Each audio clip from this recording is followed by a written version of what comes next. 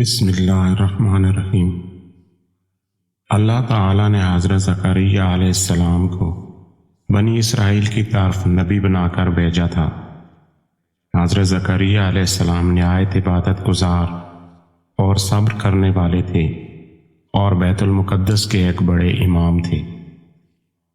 بیت المقدس کے ایک امام حضرت عمران کی بیوی حضرت حنہ نے منت مانگی کہ اگر اللہ انہیں اولاد عطا فرمائے تو وہ اپنی اولاد کو بیت المقدس کی خدمت کے لیے وقف کر دیں گی۔ اللہ تعالیٰ نے ان کی دعا قبول فرمائی اور انہیں حضرت مریم علیہ السلام جیسی عظیم بیٹی عطا فرمائی۔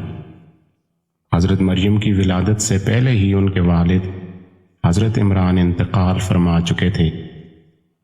حضرت حنہ نے اپنی منت پوری کرتے ہوئے اپنی بیٹی حضرت مریم علیہ السلام کو بیت المقدس کی خدمت کے لیے وقف فرما دیا۔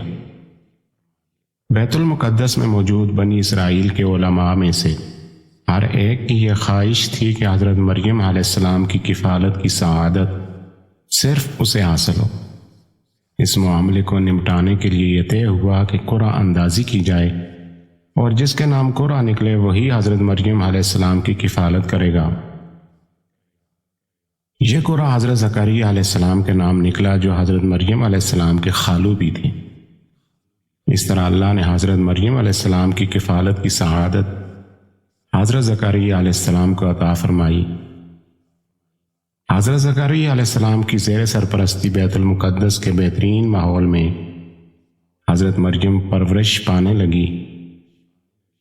حضرت زکریا ان کی تعلیم و تربیت کا خصوصی خیال فرماتے اور جب بھی حضرت زکریا علیہ السلام حضرت مریم علیہ السلام سے ملاقات کے لیے ان کے حجرہ میں تشریف لے جاتے تو ان کے حجرہ میں اکثر بے موسم پھل رکھے ہوئے پاتے۔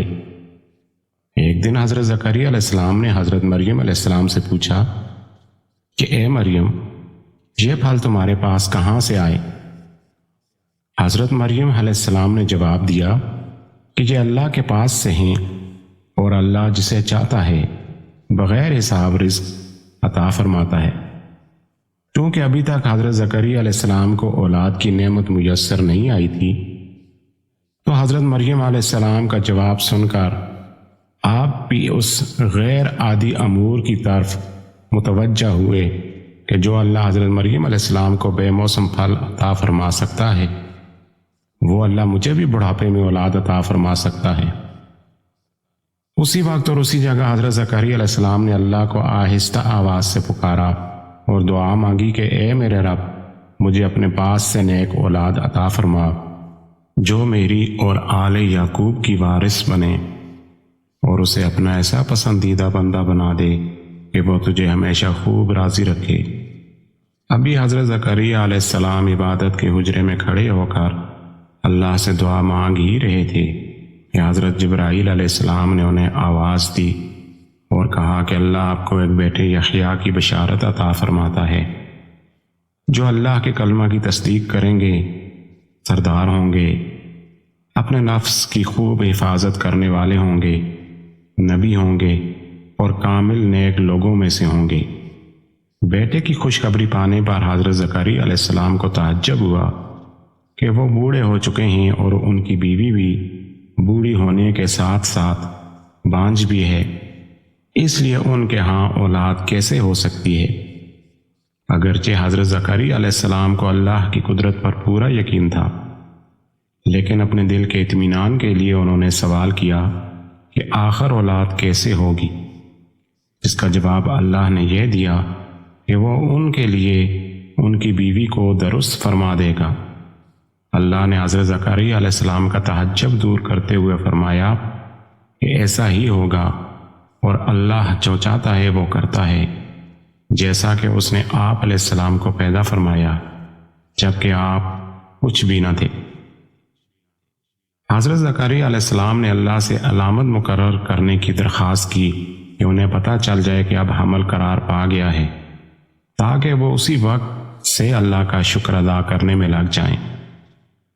اللہ نے زکریا علیہ السلام سے فرمایا کہ آپ کے لیے علامت یہ ہے کہ آپ لوگوں سے بغیر کسی بھی بیماری کے صحیح و سلامت ہونے کے باوجود 3 دن تک صرف اشاروں سے بات کر سکیں گے۔ چنانچہ جب وہ دن آ گئے تو حضرت زکریا علیہ السلام اپنے عبادت کے حجرہ سے باہر آئے اور لوگوں کو اشاروں سے تلقین فرمانے لگے کہ وہ صبح و شام اللہ کی پاکیزگی بیان کرتے رہیں۔ حضرت زکریا نے ایک طویل عمر اولاد کے بغیر گزاری تھی اور پھر بڑھاپے میں اللہ سے اولاد کے لیے دعا مانگی۔ اللہ نے ان کی یہ دعا قبول فرمائی اور اپنی قدرت کاملہ سے ان کی بانجھ بیوی کو درست فرمایا کہ انہیں حضرت یحییٰ علیہ السلام جیسا عظیم بیٹا عطا فرمایا۔ حضرت زکریا علیہ السلام اور حضرت یحییٰ علیہ السلام دونوں اللہ کے نبی تھے۔ اللہ نے قرآن حکیم میں کئی مقامات پر ان کی فضیلت بیان فرمائی ہے۔ وہ نیک کاموں کی طرف جلدی آنے والے، اللہ کو امید اور خوف کے ساتھ پکارنے والے تھے، اللہ کے سامنے عاجزی اختیار کرنے والے تھے۔ اللہ نے حضرت یحییٰ علیہ السلام سے پہلے اس نام کا کوئی شخص پیدا نہیں فرمایا تھا۔ اللہ نے بچپن ہی سے حضرت یحییٰ کو نبوت و دانائی عطا فرمائی تھی۔ وہ لوگوں پر ترس کھانے والے، شفقت کرنے والے، پاکیزگی اختیار کرنے والے اور والدین کے ساتھ نیک سلوک کرنے والے تھے۔ وہ حضرت عیسیٰ علیہ السلام کی رسالت کی گواہی دینے والے تھے۔ آپ سرکشی اور گناہ کے کاموں سے بچنے والے تھے۔ اللہ نے ان پر سلامتی فرمائی جس دن وہ پیدا ہوئے، جس دن ان کی وفات ہوگی اور قیامت کے دن جب وہ دوبارہ زندہ کیے جائیں گے۔ مفسرین کا ایک قول یہ ہے کہ یہود نے حضرت یحییٰ علیہ السلام اور حضرت زکریا علیہ السلام کو شہید کیا۔ یہود کے بڑے بڑے جرائم میں سے ایک بہت بڑا جرم انبیاء اکرام علیہ السلام کو شہید کرنا بھی ہے۔ انہوں نے اللہ کے کئی انبیاء اکرام علیہ السلام کو شہید کیا۔